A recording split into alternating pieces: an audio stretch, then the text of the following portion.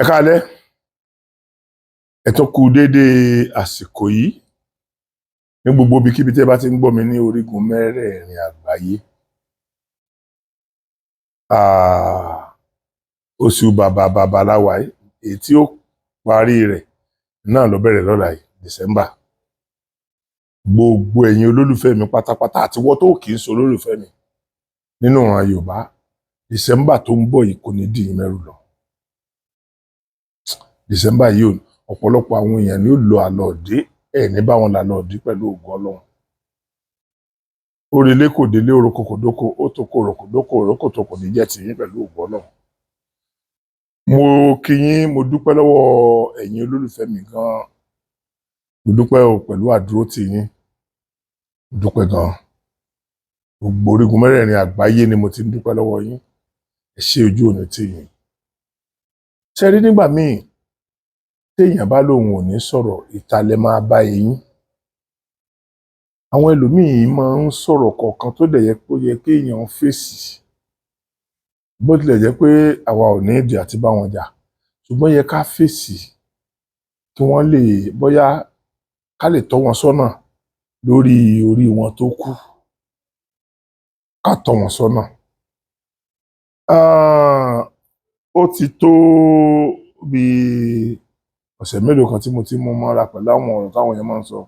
Ṣùgbọ́n mo mọ̀ wípé mi ì ní ṣaláì máa ríru wọn náà, because gbogbo àwọn wèrè, àwọn olórí burúkú, àwọn asínwín tá à ń sọ̀rọ̀ pé wọ́n ń ṣe àìdáa yìí, àwọn náà láwọn tí wọ́n wà ń payroll wọn.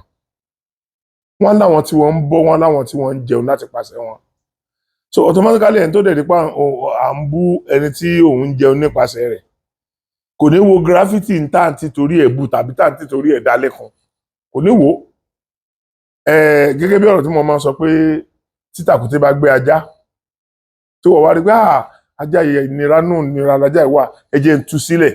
Tó bá fẹ́ tú ajá yẹn sílẹ̀ nínú tàkúté, ìwọ tó fẹ́ tú sílẹ̀ ní ọmọ gẹ́jẹ. Wàrà àṣewọ́kọ́ lọ tàkúté. Bẹ́ẹ̀ ni ọ̀rọ̀ àwọn ẹlòmíín rí. So oríṣiríṣi ni wọ́n ń sọ. Àti ẹ̀rẹ́ tó sọ pé àwọn bàbá kan tí mo gbé wá lẹ́nu ọjọ́ mẹ́ta yìí, bó ni wọ́n ṣe máa tó 120, bó ni wọ́n ṣe máa tó 130.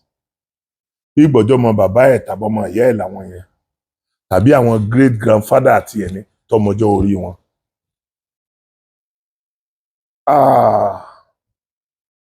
Wọ́n ń sọ lè bú àgbà.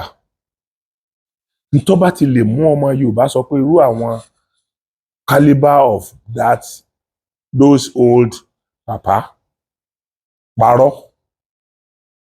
ẹ ti mọ̀ pé ẹni yẹn ò kì í ṣe Yorùbá mọ́. Wọn kì í ṣe Yorùbá mọ́. Tí àwọn àgbàlagbà bá sọ̀rọ̀, ṣé rí àwọn èèyàn kan wà tí ò ṣe é bá jiyàn tí wọ́n bá sọ. Ẹni tó bá jù ọ lọ, tó bá sọ nǹkan kan tó ní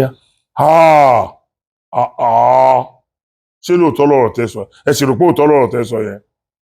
Àbọ̀dẹ̀ ni ọ̀nì. A ti súré wo ọjọ́ orí ẹ̀ pé o lè má ti ju 70 years lọ. A sọ̀rọ̀ 85 years ago. Ẹni tó bá jù yàn lọ kò ṣe bá argue. Nǹkan tó sọ yẹn ńgbà tó bá sọ tó ló ṣẹlẹ̀ 85 years ago, whereas wọn tí ì bí 70 years ago, ó ló ṣe bá jiyàn. Àwọn tí ò tún ṣe é bá jiyàn ní aboyún. Táboyún bá di ọwọ́ disẹ̀ sínú. Ẹgbẹ́ mi ò lè sọ pé rọ́ ló ń pa. Torí òun ló gbé nǹkan ẹ̀ sínú. Kódà dókítà ò lè sọ pé rọ́ ló ń pa. Torí bí mo yó bí n ò yó, ṣe bí ọ̀dọ̀ mi nìkan wà, ẹ̀ sáà mọ̀ pé mo yó fúnra mi. Bí n bá dẹ̀ yó, yín mọ̀ pé n yó. So àwọn aboyún wọn ò ṣe bá argue. Ibi tó bá lówó sí ni, ó ń dùn mí o, ó ṣe kí ni, ó lè má dùn. Ó lè kàn fẹ́ test ọkọ ẹ̀ wò, kó fẹ́ gbé lẹ́mìí gbóná. Òun ló mọ̀ lọ́kàn ara ẹ̀. Ṣùgbọ́n wo ò lè mọ̀, ó lè rò pé ó ń tàn mí jẹ ni. Àfi tí irú ẹni bẹ́ẹ̀ tó bá jẹ́ ọkọ olórí burúkú lókù ni ìyàwó ẹ̀ máa diwọ́ disẹ̀ sínú, tí ó máa sọ nǹkan kan tí ó máa rò pé rọ́ ló ń pa. So níṣàlàyé máa rí àwọn kọ́mẹ́ǹtì kọ̀ọ̀kan tó jẹ́ contrary ṣùgbọ́n bógo ṣe ń jẹ́ tọlọ́run nínú àwọn fídíò tí mo sọ yìí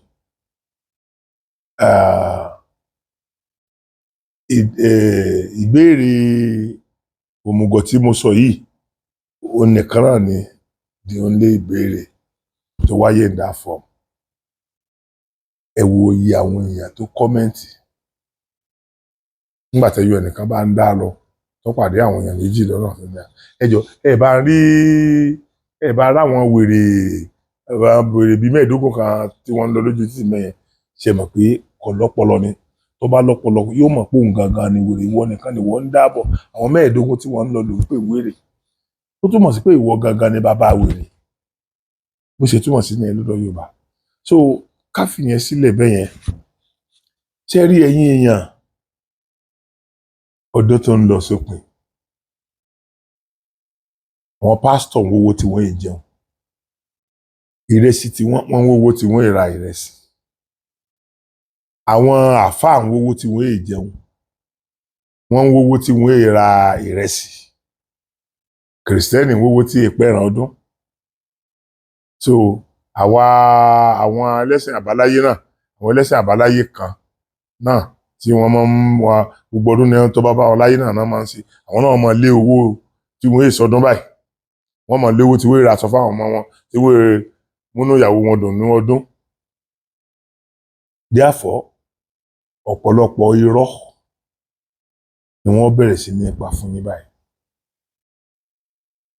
mo ti máa ń sọ kinní kan tí mo bá gbé ẹnìkan wá sí ojú ìwòran yín mi ìwà polówó wọn o mo máa rìpíìtì ẹ̀ mi ìwà polówó ẹnikẹ́ni o kò sẹ́ni tí mo ń bá ba géènì kankan o ẹni tí ẹ bá rí i pé mo gbé wá fún yín èmi náà ń fún wọn ni o kì í ṣe pé mo ń gbà lọ́wọ́ wọn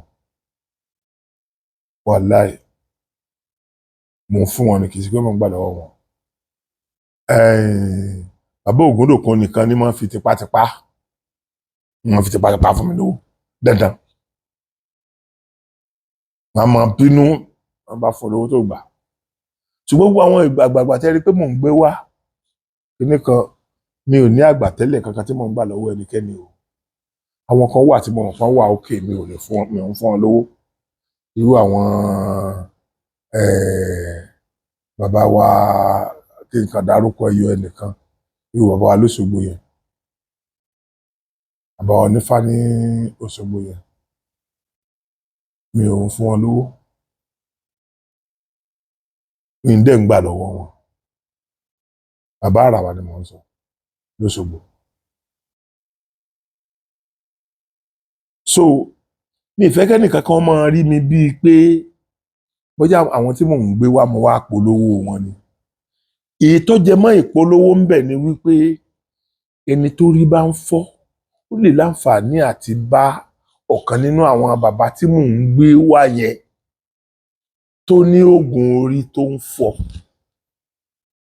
ó lè ṣalábà pàdé ẹ̀ ó lè ṣalábà pàdé èèyàn kan nínú àwọn bàbá yẹn tí wọ́n mọ kí ni wọ́n ń pè ní kí ni oògùn ìju tẹ́wọ́n sì máa tọ́ ọkọ̀ bẹ́ẹ̀ bọ̀ yẹn nínú àti bẹ́ẹ̀ lọ rísẹ̀ tí mo fi gbé wọn wá nìyẹn o bí wọ́n bá ṣe nǹkan fún ọ tó jẹ́ onídìí àti praise mi onídìí àti yèmí onídìí àti sẹ́ẹ̀dì owó sí mi àwọn náà onídìí àti sẹ́ẹ̀dì owó sí mi àwọn tó ń fún mi lówó mọ̀ ń fún mi àwọn ni wọ́n mọ rísẹ̀ táwọn ṣe ń fún mi lówó àwọn yẹn tó fún mi wọn náà mọ rísẹ̀ táwọn ṣe ń fún mi so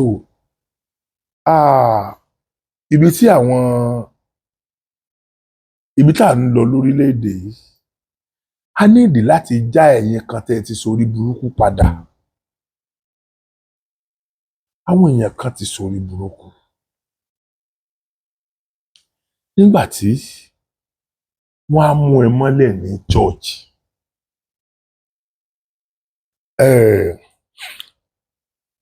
pastor ó dẹ̀ ń gun any kind of cars ó dẹ̀ ní jet ìwọ ó dẹ̀ wà ń bẹ ọdún mẹ́wàá ò jẹ́ nǹkan kan síbẹ̀síbẹ̀ ọpọlọ rẹ tó dorí kodò ò lè dánú rò pé kí ni mò ń wá ń bí. Odidi ọdún 10 yọ̀ọ̀dà orí yọ̀ọ̀dà náà lọ́ọ́ padà kú sí. Ẹlòmíì yóò tún kú ọ̀pọ̀lọpọ̀ nǹkan dúkìá mi ètò ní pásítọ̀ nìkan ló finú hàn, ọkọ rẹ̀ gan kò finú hàn, ìyàwó rẹ̀ gan kò finú hàn, pásítọ̀ nìkan ló finú hàn, àwọn mọ̀lẹ́bí ẹ̀ gan kò finú hàn. Ọ̀pọ̀lọpọ̀ nǹkan tẹ́lòmíì ní àwọn mọ̀lẹ́bí rẹ̀ ò mọ̀, àwọn ọmọ àtìyàwó rẹ̀ gan ò mọ̀, àfi pásítọ̀.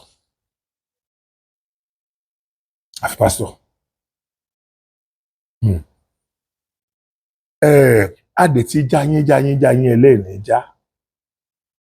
Bẹ́ẹ̀ ni ọ̀pọ̀lọpọ̀ àwọn èèyàn nílé àwọn àáfàá ó sọ̀rọ̀ nígbà míì, àáfàá mi á sọ̀rọ̀ nígbà míì, ẹ wò pé sórí eléyìí ti dàrú ni. Bí wọ́n bá rí pé sórí eléyìí ti dàrú ni, àwọn wèrè tó ń wá ń tẹ̀bà tí yẹn ṣé àwọn ọlọ́pọlọ ni àbí kí ló fà á? Kí ló fà á? Àtijẹ àti mú tiẹ̀ nira. Síbẹ̀síbẹ̀ náà ó tún máa wá owó tó mú wá sí church tàbí tó mú lọ sí ọ̀dọ̀ àfáà.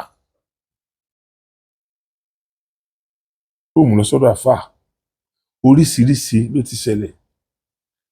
Àfáà ti lé ìyàwó kúrò nílé ọkọ. Àfáà ti lé ọkọ gan míì kúrò nílé fún ìyàwó. Àfáà ti ba ilé ayé ọmọ jẹ́ lọ́dọ̀ bàbá. Pásítọ̀ ti ba ilé ọmọ jẹ́, ilé ayé ọmọ jẹ́ lọ́dọ̀ bàbá, lọ́dọ̀ ìyá. Tó jẹ́ pé iṣẹ́ orí burúkú ìyá tó pọ̀n ẹ́ láti kékeré títí tó fi di ọmọ 40, 50, 60 years tó fi wá di olówó tówó yìí tó ká màmá. Olórí burúkú kan máa rìnà sí ẹ pé ìyá rẹ ló ń ṣe ọ́, ìwọ náà dẹ̀ lè dá ọpọlọ rò. Sórí yín kú tó bẹ́ẹ̀ yẹn ni àbí kí ìsọlọ́run tó dá èmi náà lọ dẹ́yìn kò yé mi. Tẹ́ ẹ̀ kì í fi rínú rò. Máa nǹkan wọ́n ń pè ní Abel Damina. Mi ò sọ wípé àwọn náà dáa jù, ṣùgbọ́n ẹ̀yin èèyàn mi, ó ń sọ òtítọ́ tí àwa tá a jẹ́ mùsùlùmí gan mọ̀ pé òótọ́ ni tẹ́lẹ̀ yìí ń sọ yìí. Wàláì. Gbogbo owó tó owó tí ìrówó tẹ̀ ra àìsí lọ́dún yìí o. Pásítọ̀ tó gba táìtì lọ́wọ́ ẹ̀. Owó tó bá tún rí nínú títí ìparí oṣù yìí tó yẹ kó fi láńjẹ bọ́ ìyàwó àtọmọ ẹ̀, táìtì ló tún fi san church. Àwọn pásítọ̀ kan tiẹ̀ sọ pé owó sálárì tó o bá kọ́kọ́ gbà tó bá jẹ́ sálárì ẹ̀ mà ní ẹ́, sálárì tó o bá kọ́kọ́ gbà nínú oṣù kìíní wọ́n ní tàwọn ni.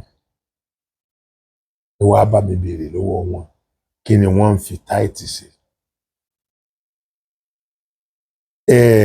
Mo fẹ́ fi nǹkan kan hàn yín lórí ọ̀rọ̀ táìtì láti ẹnu Abel Damina yẹn. Ẹ̀yin èèyàn fúnra ara wa náà láà máa dára wa lẹ́kùn wàláì. Mo fẹ́ kẹ́ ẹ lísì kẹ́ ẹ gbọ́. Malachi 3. Ẹ káalẹ́, ẹ tó kú déédéé àsìkò yìí ní gbogbo ibikíbi tí ẹ bá ti ń gbọ́ mi ní orígun mẹ́rẹ̀ẹ̀rin àgbáyé.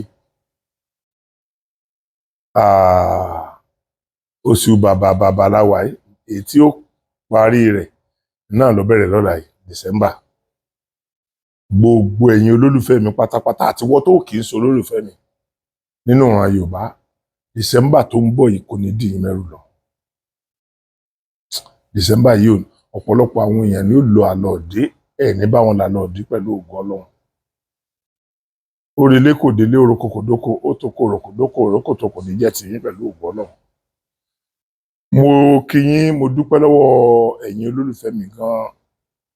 Mo dúpẹ́ pẹ̀lú àdúró tì yín. Mo dúpẹ́ gan-an. Gbogbo orígun mẹ́rẹ̀ẹ̀rin àgbáyé ni mo ti ń dúpẹ́ lọ́wọ́ yín. ẹ ṣe ojú òní tì yín.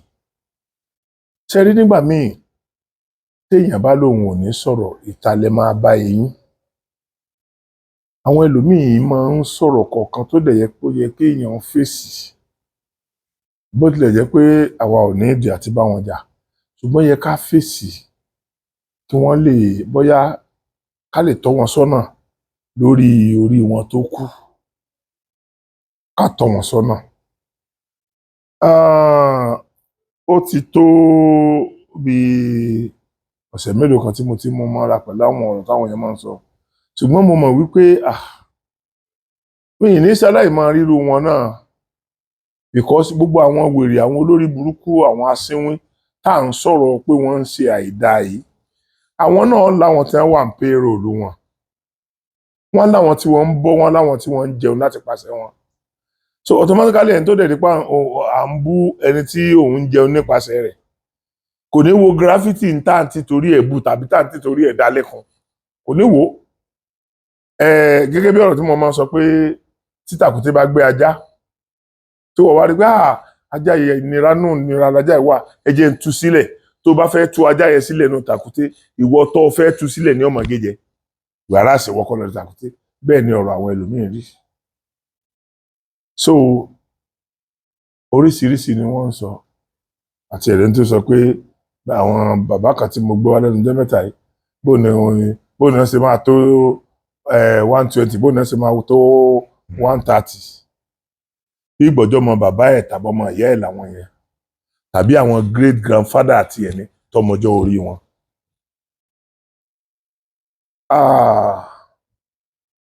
Wọ́n ń sọ lè bú àgbà.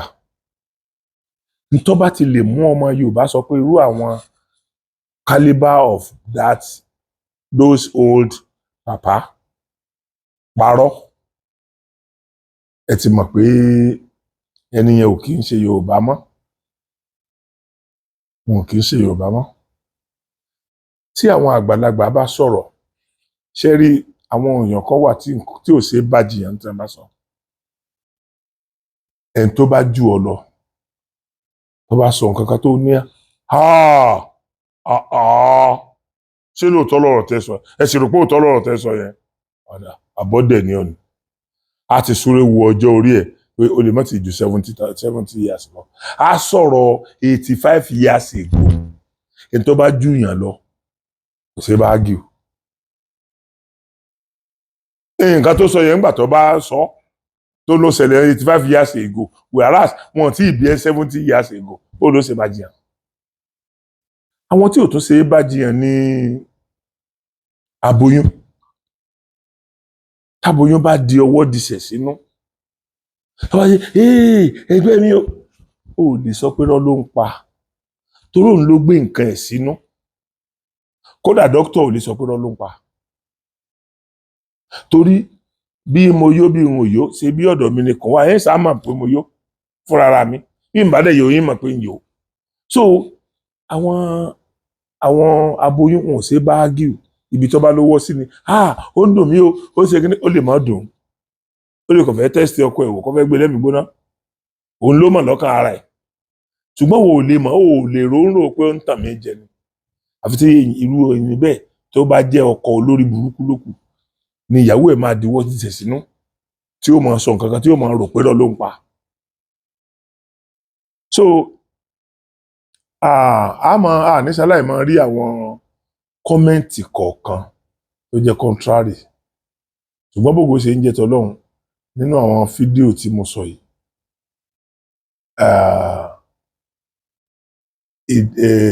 ìbéèrè òmùgọ̀ tí mo sọ yìí, òun nìkan náà ni the only ìbéèrè tó wáyé in that form.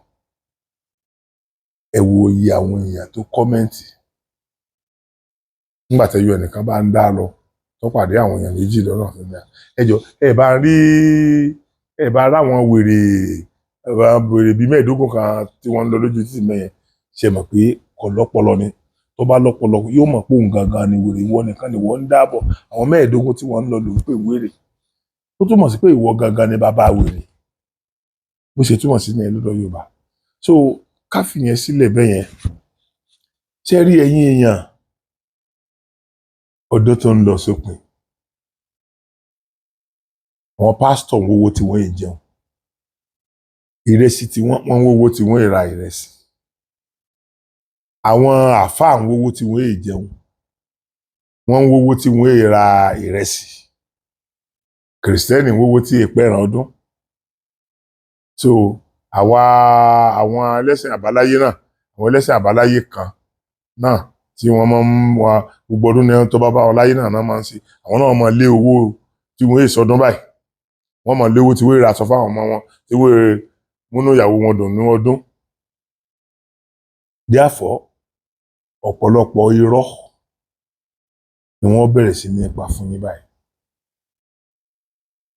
mo ti máa ń sọ kinní kan tí mo bá gbé ẹnìkan wá sí ojú wòran yín mi ì wá polówó wọn o mo máa rìpíìtì ẹ̀ mi ì wá polówó ẹnikẹ́ni o kò sẹ́ni tí mo bá ní tí mò ń bá géènì nǹkan kan o ẹni tí ẹ bá rí i pé mo gbé wá fún yín èmi náà ń fún wọn ni o kì í ṣe pé mò ń gbà lọ́wọ́ wọn o wàláì mò ń fún wọn ni kì í ṣe pé mò ń gbà lọ́wọ́ wọn bàbá Ògúndòkun nìkan ni wọ́n fi tipátipá fún mi lówó dandan màá máa bínú wọ́n bá fún lówó tó gbà ṣùgbọ́n gbogbo àwọn àgbààgbà tẹ́ rí pé mò ń gbé wá kíní kan mi ò ní àgbàtẹ́lẹ̀ kankan tí mò ń gbà lọ́wọ́ ẹnikẹ́ni o àwọn kan wà tí mo mọ̀ kan wà òkè mi ò ń fún wọn lówó irú àwọn bàbá wa kí n kàn dárúkọ ẹyọ ẹnìkan irú bàbá wa lóṣogbo yẹn bàbá wa onífá ní Òṣogbo yẹn mi ò ń fún wọn lówó mi ń dẹ̀ ń gbà lọ́wọ́ wọn bàbá àràwà ni mò ń sọ lóṣogbo so mi ìfẹ́ kẹ́nìkan kan máa rí mi bíi pé bóyá àwọn tí mò ń gbé wá mo wá polówó wọn ni èyí tó jẹ mọ́ ìpolówó ń bẹ̀ ni wípé ẹni tó rí bá ń fọ́ ó lè láǹfààní àti bá ọ̀kan nínú àwọn bàbá tí mò ń gbé wá yẹn tó ní oògùn orí tó ń fọ́ ó lè ṣalábàápàdé ẹ̀ ó lè ṣalábàápàdé èèyàn kan nínú àwọn bàbá yẹn tí wọ́n mọ kí ni wọ́n ń pè ní kí ni oògùn ìju tẹ́wọ́n sì máa tọ́ ọkọ̀ bẹ́ẹ̀ bọ̀ yẹn nínú àti bẹ́ẹ̀ lọ rísẹ̀ tí mo fi gbé wọn wá nìyẹn o bí wọ́n bá ṣe nǹkan fún ọ tó jẹ́ onídìí àti praise mi onídìí àti yèmí onídìí àti sẹ́ndì owó sí mi àwọn náà onídìí àti sẹ́ndì owó sí mi àwọn tó ń fún mi lówó mọ̀ ń fún mi àwọn ni wọ́n mọ rísẹ̀ táwọn ṣe ń fún mi lówó àwọn yẹn tó fún mi wọn náà mọ rísẹ̀ táwọn ṣe ń fún mi so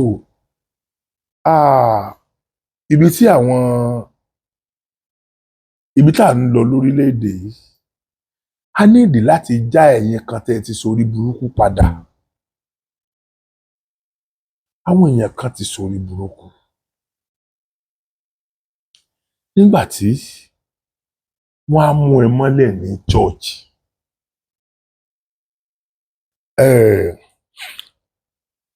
pastor ó dẹ̀ ń gun any kind of cars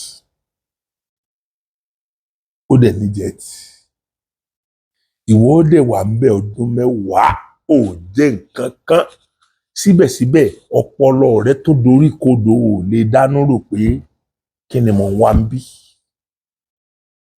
odidi ọdún mẹ́wàá yọ̀ọ̀dà orí yọ̀ọ̀dà náà lọ́ọ́ padà kú sí ẹlòmíì ó tún kú ọ̀pọ̀lọpọ̀ nǹkan dúkìá mi ètò ní pásítọ̀ nìkan ló finú hàn ọkọ rẹ̀ gan kò finú hàn ìyàwó rẹ̀ gan kò finú hàn pásítọ̀ nìkan ló finú hàn àwọn mọ̀lẹ́bí ẹ̀ gan kò finú hàn ọ̀pọ̀lọpọ̀ nǹkan tẹ́lòmíì ní àwọn mọ̀lẹ́bí rẹ̀ ò mọ̀ àwọn ọmọ àtìyàwó rẹ̀ gan ò mọ̀ àfi pásítọ̀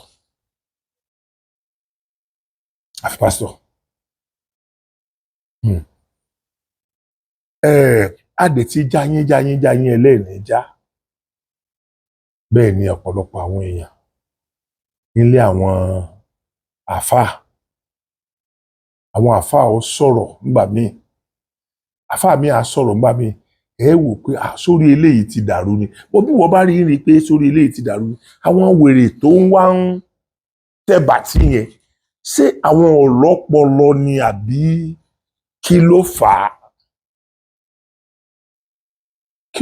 á àtijẹ àti mú tiẹ̀ nira síbẹ̀síbẹ̀ náà ó tún máa wá owó tó mú wá sí church tàbí tó mú lọ sí ọ̀dọ̀ àfáà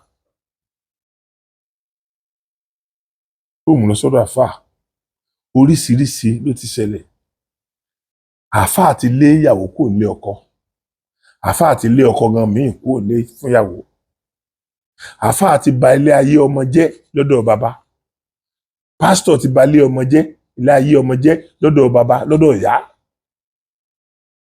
tó jẹ́ pé iṣẹ́ orí burúkú ìyá tó pọ̀n ẹ́ láti kékeré títí tó fi di ọmọ 40, 50, 60 years tó fi wá di olówó tó wó yìí tó ká màmá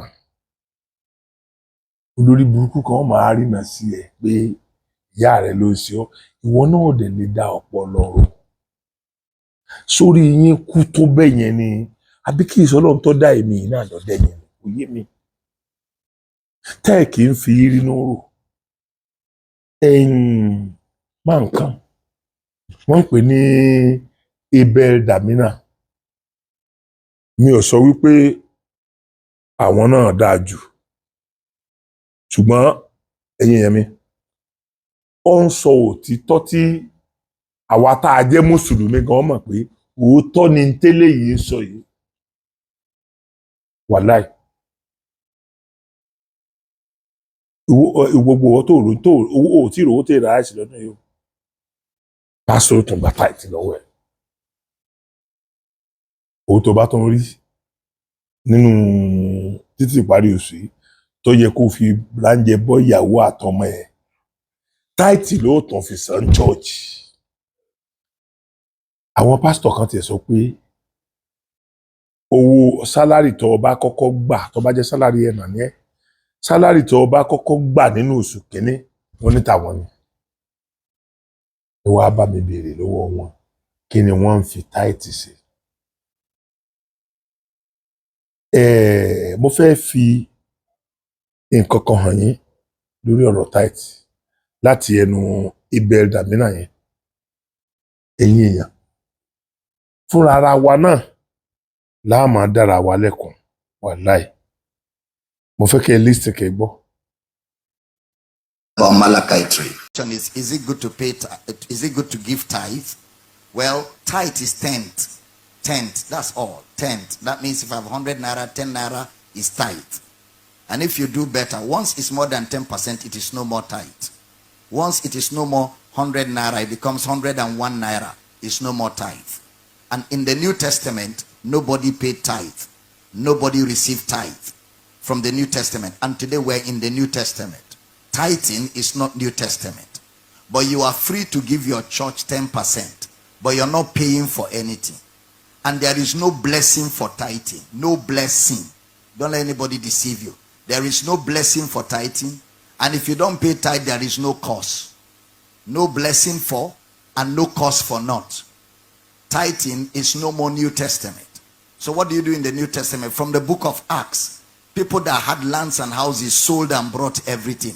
They supported God with generosity. Jesus never paid tithe. Jesus never received tithe. Peter never paid tithe. Peter never received tithe, or Paul. The apostles never paid tithe. They never received tithe.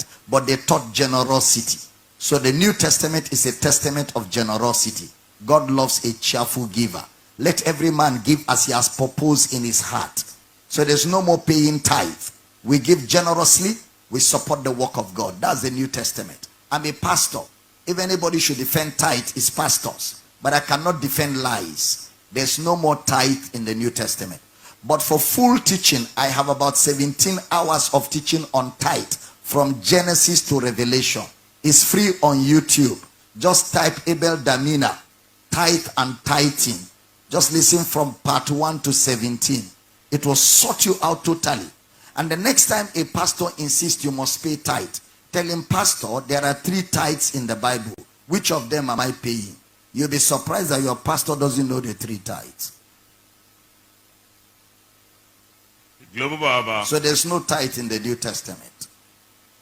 ẹ dákun ẹ má bínú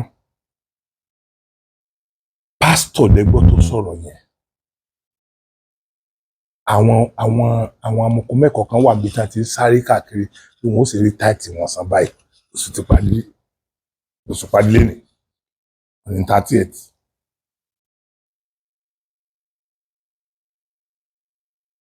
oṣù tó parí lẹ́nì bí wọ́n ó sì rí táìtì wọn san wọ́n sáré ẹ̀ka ẹlòmíì máa ń lọ yá owó láti san táìtì tí wọ́n ní kó o san 10% nínú 100 nǹkan tó o ní lọ́wọ́ wọn dẹ̀ ní kó o kì í ṣe pásítọ̀ ni wọ́n ní kó o san fún aláìní ni wọ́n ní ká fi tọrẹ fún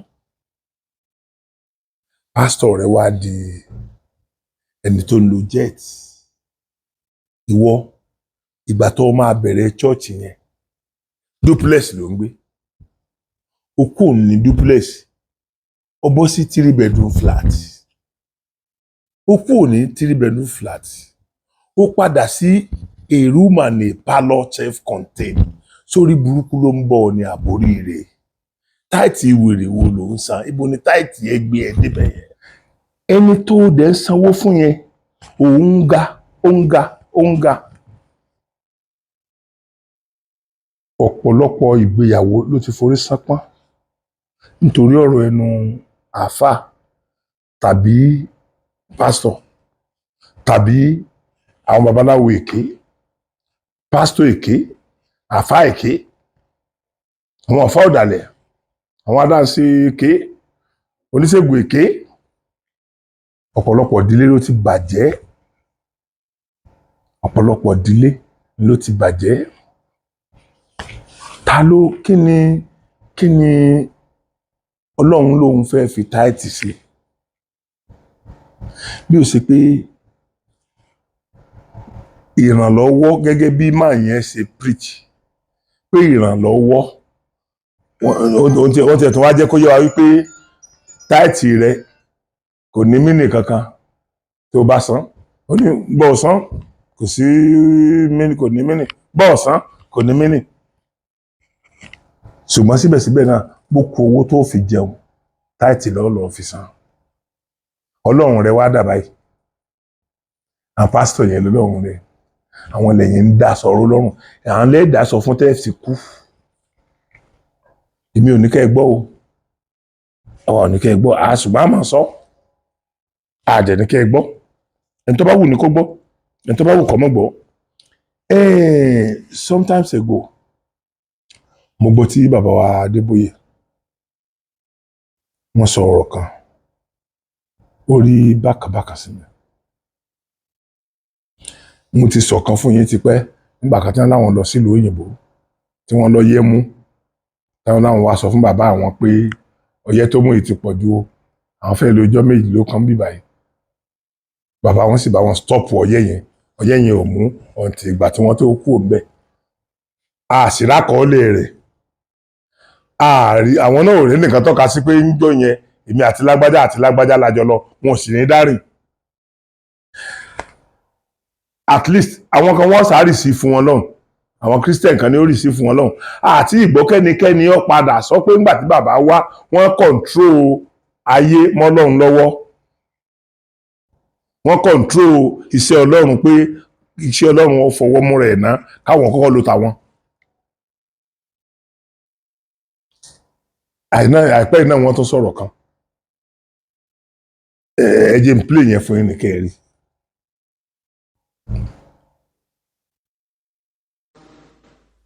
And we were all rejoicing. Hey, thank God. But some people were angry. Those who were making money from importing petrol. And they decided, okay, we will create a problem. And all of a sudden, Naira began to go down fast. I cried to my people, let us pray. Thank God some people joined me in praying. Because the way Naira was going then, if God has not intervened, by now $1 would be about 10,000 Naira. But God stepped in. Ṣé ti gbọ́ àwọn bàbá Adébóyè àti àwọn èèyàn wọn church ni wọ́n bá wa gbàdúrà, otherwise náírà ọ̀bá ti 10,000 to 1. Wọ́n ní àwọn àti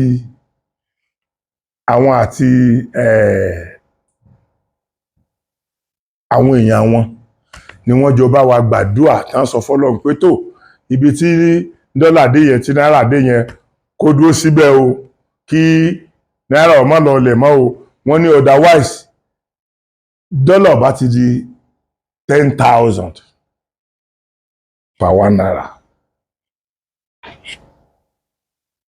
I mean per $1. 10,000 per $1. 10,000 naira per $1. Àdúrà wọn ló bá wa change ẹ̀. Síbẹ̀síbẹ̀ náà ibi tó jókòó sí yẹn náà ó sì tán ti gbàgbọ́ bẹ́ẹ̀ náà ni.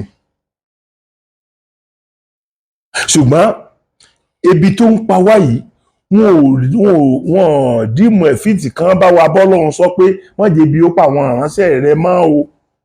Àbí gbogbo àwọn tí wọ́n ń bẹ ní chọ́ọ̀chì yín ni wọ́n yó ni bàbá. Ẹ ti wò pé tí ẹ bá bọ́lọ́run sọ̀rọ̀ bóyá bọ́lọ́run ṣe máa ń gbọ́ fún yín tọ́lá àti rẹ́nìkan tó lòun àtọ́lọ́run lọ mu ẹ̀kọ́ àwọn jọ mu tíì àwọn jọ ṣe gbogbo ẹ̀ náà orí íńtánẹ́ẹ̀tì náà láti rí. So káàtẹ̀ wá ní àwọn bóyá olóòótọ́ lọ́rọ̀ máa ń gbọ́rọ̀ sí lẹ́nu ẹ ti believe pé tẹ́ ẹ bá Ọlọ́run sọ wípé kọ́mọ́ sí aláìní mọ́, kò sẹ́ni tí ó máa worship yín, kò sẹ́ni tí ó máa bá yín pariwo hallelujah nínú church mọ́.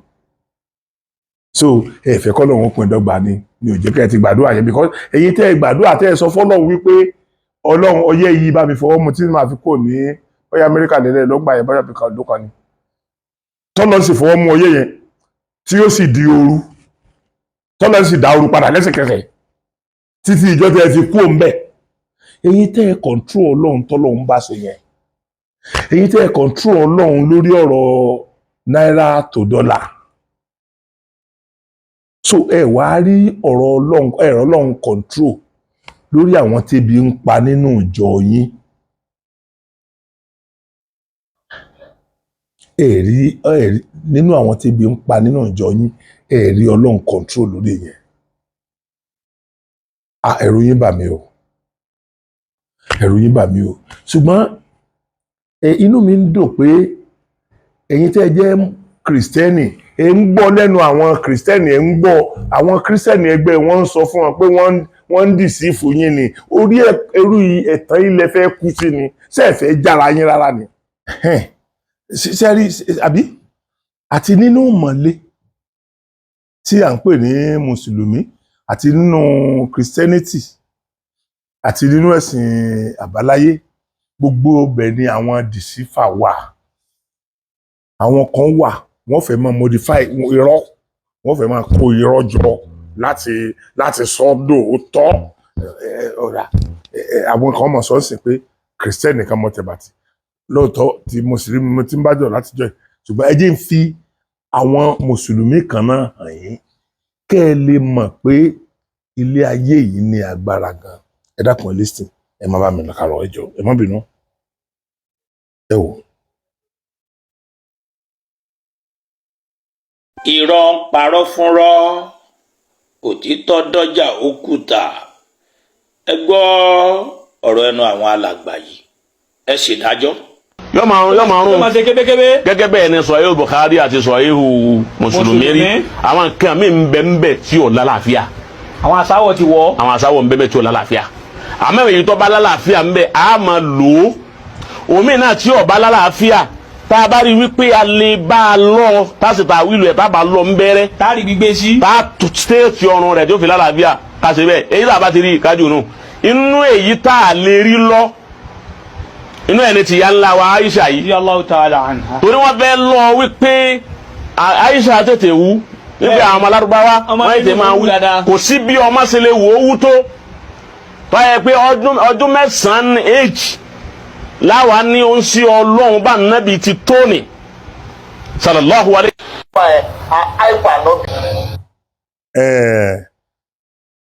ẹ dákun torí Ọlọ́run gbogbo yín náà lè máa fà tó sọ̀rọ̀ tán yìí ní ìfẹ́ máa dárúkọ èèyàn àwọn tó bá ṣe dáadáa nìkan ni máa dárúkọ ẹ̀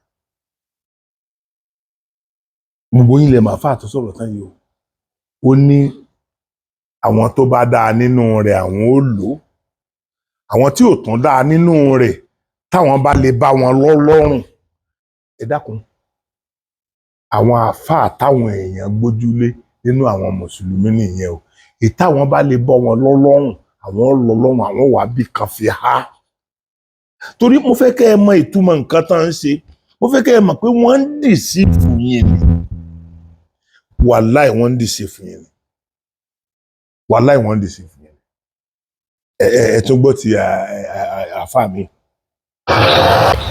àgbẹ̀ òde dáhùn gbà sáwọn ìjẹ́ ni mo máa mọ̀ pé wá fún yín lánàá wọ́n nígbà tó wà lójú ogun kan ànábì wá nídìí omi ànábì wá tẹ́wọ̀ àwọn ayọ̀já ìrọ̀lẹ́ ń pa. wọ́n jẹ́ pé àgbébọ̀ ní owó ànábì kí ló bí ọ̀rọ̀ oníyẹ̀tẹ̀ gbà yẹn o àmọ́ kí ló bí. mo ń dé mọ́nì yẹn náà wọ́n nídìí omi ànábì tẹ́wọ̀ ẹ̀ ó yá ẹ máa ṣàlàyé lọ́wọ́ ànábì pé máa jáde rọ́ọ̀sì. bàtàdé àwọn yọ ojú ẹ̀yọ lójú ogun nígbà tí sọ́jíọ̀n wọ́n á dá ojú padà rọ́ọ̀sì. Hamza kú òkè wá ṣíìdì òkè òdù wá ṣíìdì wá tẹ̀lé wọn yọrọ òṣì ẹni wọn ní kò ṣe rọ́nà fún àmì sí àyè wọn pa fún anímọ́kà ni wọn lọ sí ara sàárè Hamza. ẹ̀yin èèyàn ṣe bẹ́ẹ̀ rí i pé ẹ máa fàyè náà náà Ọlọ́run kan kò sáwọn náà lẹ́mìí lọ́tẹ̀ iná fi ń sọ eléyìí. ẹ wo àwọn nǹkan tí wọ́n pè ní irọ́ àwọn àfáà kan ó sì máa hún fún wa wọ́n jẹ́ ká mọ̀ pé báwọn ṣe ń win lórí inú ìwé kan làwọn ti rí wọ́n lè parọ́ gan gbà mí wọ́n á nílò àkọ́rá rẹ̀ ni. èèyàn tán rẹ̀ bí ìyá àbíyì tọmọ rẹ̀ kan kú tó lórí Èkó. ṣé rí ẹ̀yin èèyàn it is high time fún wa láti listen sí ètí jẹ́ òtítọ́ àti òdodo àtàwọn pásítọ̀ yìí àtàwọn babaláwo yìí àtàwọn àáfàá yìí ẹ má rò wípé àwa nìkan náà ń tàn jẹ o wọ́n máa ń tan ara wọn jẹ náà tán máa ń chíìtì ara wọn owó nìkan náà mọ̀ láyé òkè tí ó bá jẹ́ bẹ́ẹ̀ ẹ dákun ẹ tó bá mi listen sí Mr. Abel Damina ẹ bá mi listen ẹ wo nǹkan yìí ẹ wo nǹkan yìí. I told you I've been in ministry now for over 30 years, close to 40 years. I have even hosted some of them in this church. I've hosted some of them. I remember one of them, in fact, till today in my mind, I see him as a thief. Even till today, with my understanding of the Christ gospel, I still see him as a thief. Because when we invited him to come to this church, he sent me a mail that he will not come until we pay so amount of money, thousands of dollars. And because I really wanted him to come, because then I didn't understand much, I wanted him to come to this church. So we sent part of the money. He said he will not leave America till we pay the entire money. So I paid the entire money before he left America. Then he made us buy him first class ticket on British Airways, very expensive. And he made us buy 2 extra tickets for his PA and his keyboardist. That everywhere he goes with keyboardists, as if we don't have. Some pastors will even come with 18 intercessors.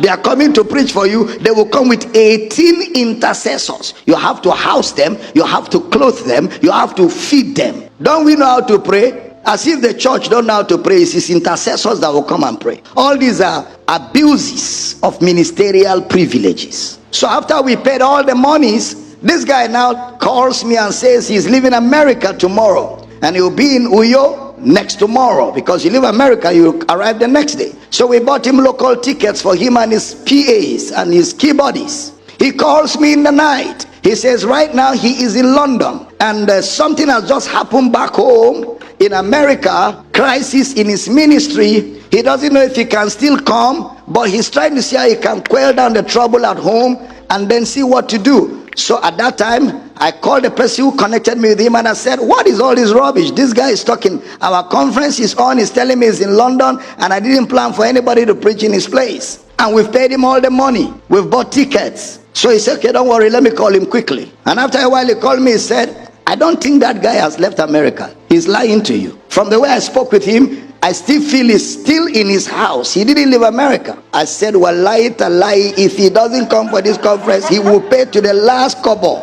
To the last kobo, he will pay. You're laughing. That time when I know how to pray dangerous prayers, he will pay to the last. He go wound though. He go wound. But you know that kind of wound when they heal. He go wound.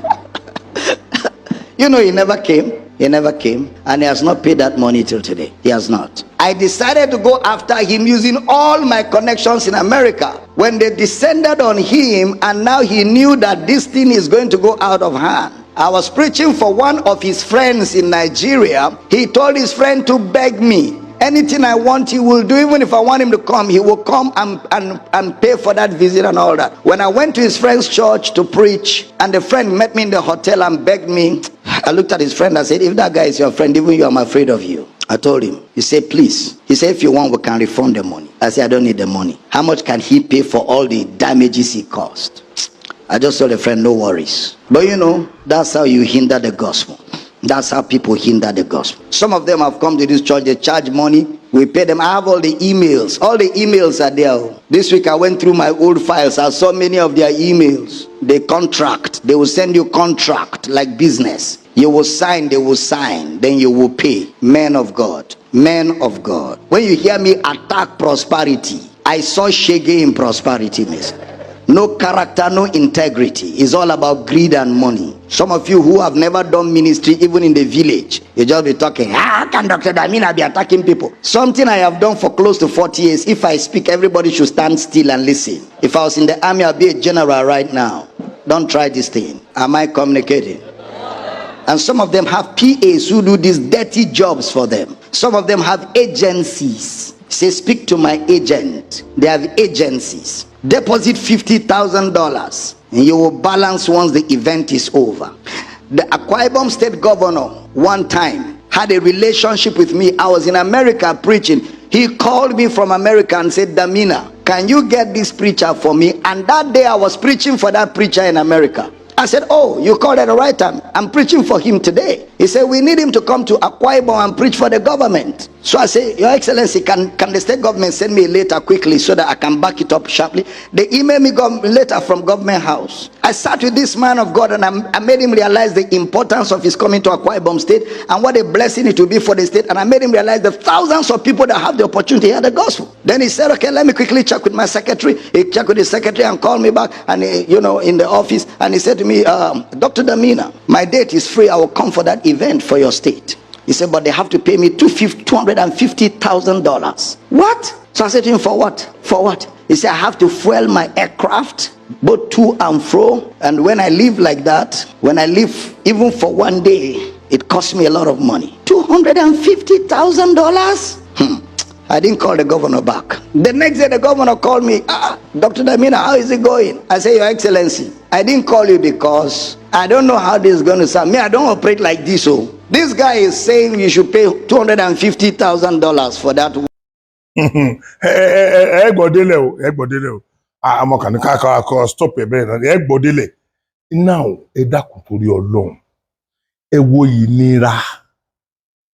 okay. Any ṣe mọ̀ pé láàrin àwọn pásítọ̀ wọn jọ máa ń ṣe fúnra wọn ni tí ilé bá ń ṣe nǹkan ilé àwa àwa ministry mẹ́ àwa sọ̀rọ̀ mbẹ̀ tọ̀hún àwa sọ̀rọ̀ mbẹ̀ wọ́n wá pè wọ́ láti ìlú òyìnbó ó dẹ̀ gba owó lọ́wọ́ rẹ̀ lọ́wọ́ colleague ilé fi mọ̀ wípé ọjà ni wọ́n ń ta ọjà ní church ọjà náà ń tà ní church ẹ má parọ́ tanra yín jẹ mọ́ okay. And it was going to be a 25-minute preaching. So the governor said, what is he coming to say like that?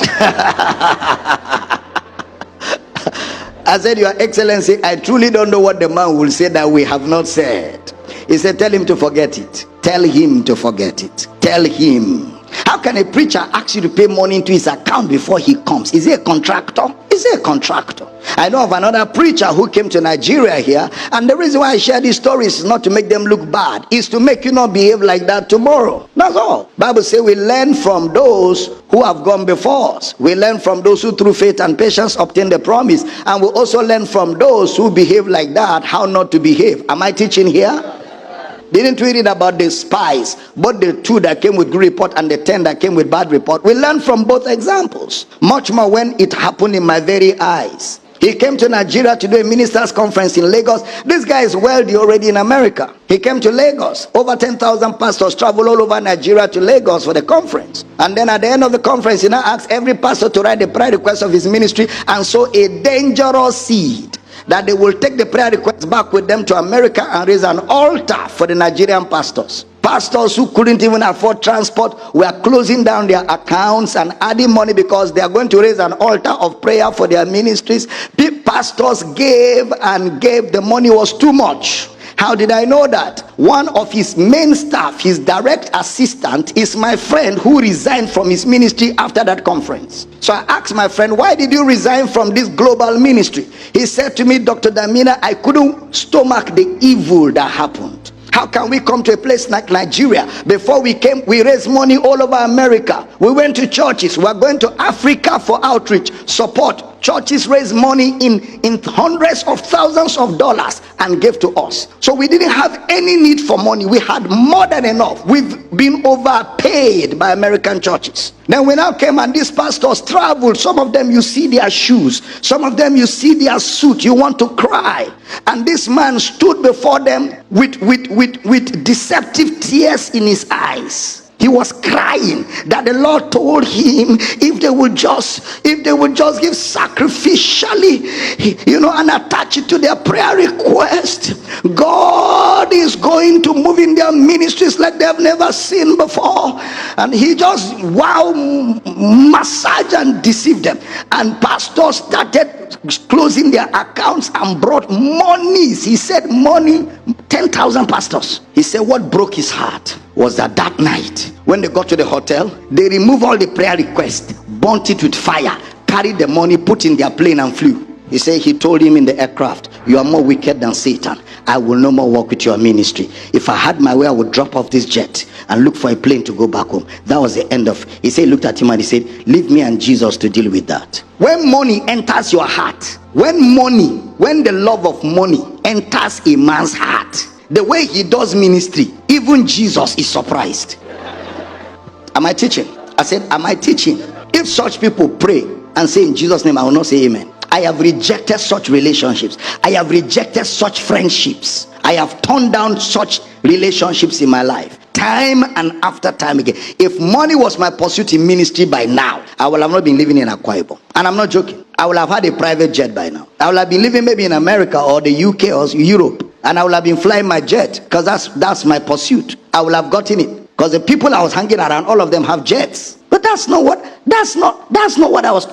Okay, so after the jet and all that, what next? After all of that, what next? What's the value of life? What's the value of life? I keep away from them totally with my life. I don't even listen to their preachings because such people, they have dangerous influence. If you hang around them, they influence you even from afar. He said you don't make a charge, so the gospel is not hindered. The truth of the matter is, once you make a charge, it takes away the ministry from what it is. Once you make a charge, it takes away the ministry from what it is. It takes away the ministry from what it is.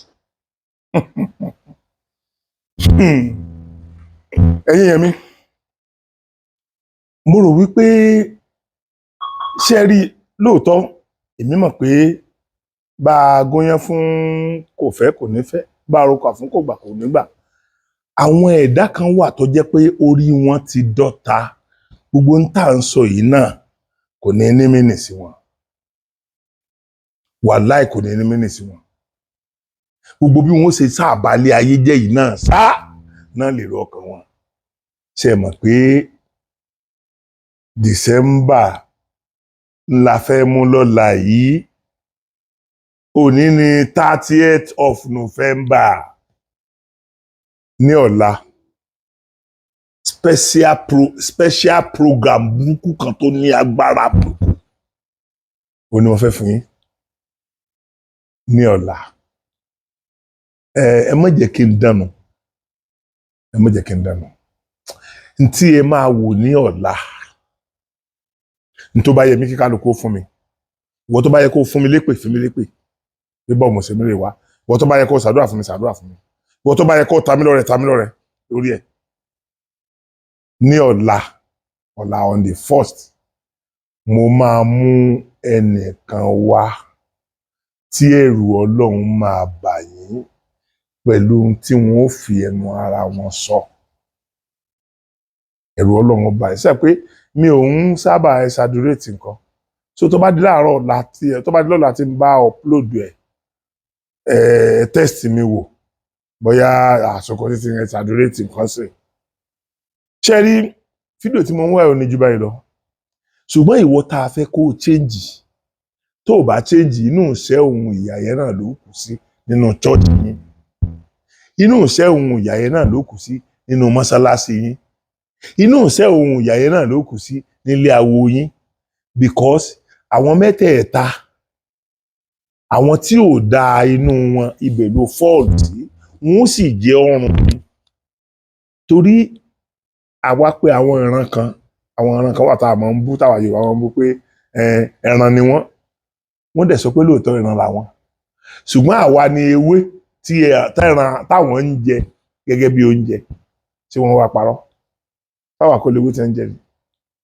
So ìní fa kiri ìkógun jù báyìí lọ.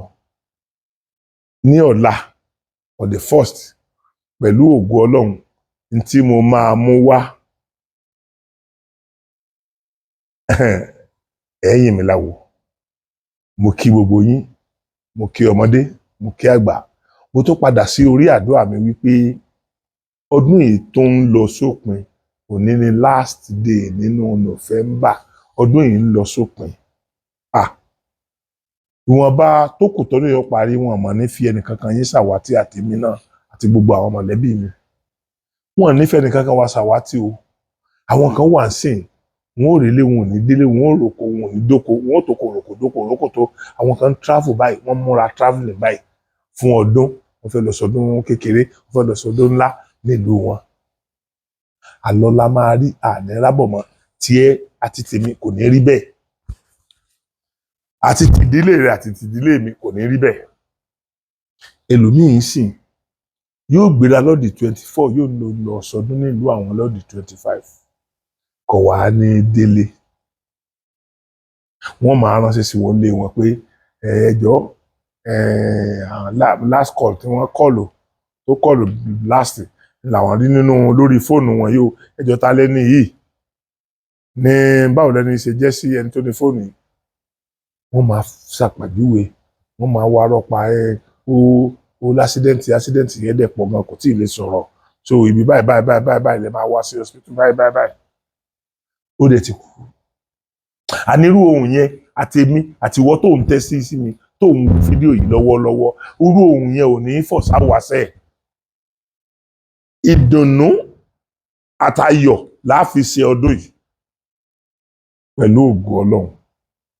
Gbogbo ń tà bá lọ́dún tí tá a fẹ́ mú ló parí nínú ọdún tuntun yẹn òun lọ́lọ́run ó kọ́kọ́ fi pàdé wa bí ó ṣe rí yẹn. Ẹ̀yin mi kò ní jù báyìí lọ lálẹ́ yìí. Mo tún kí gbogbo yín pé ojú ò fẹ́ra.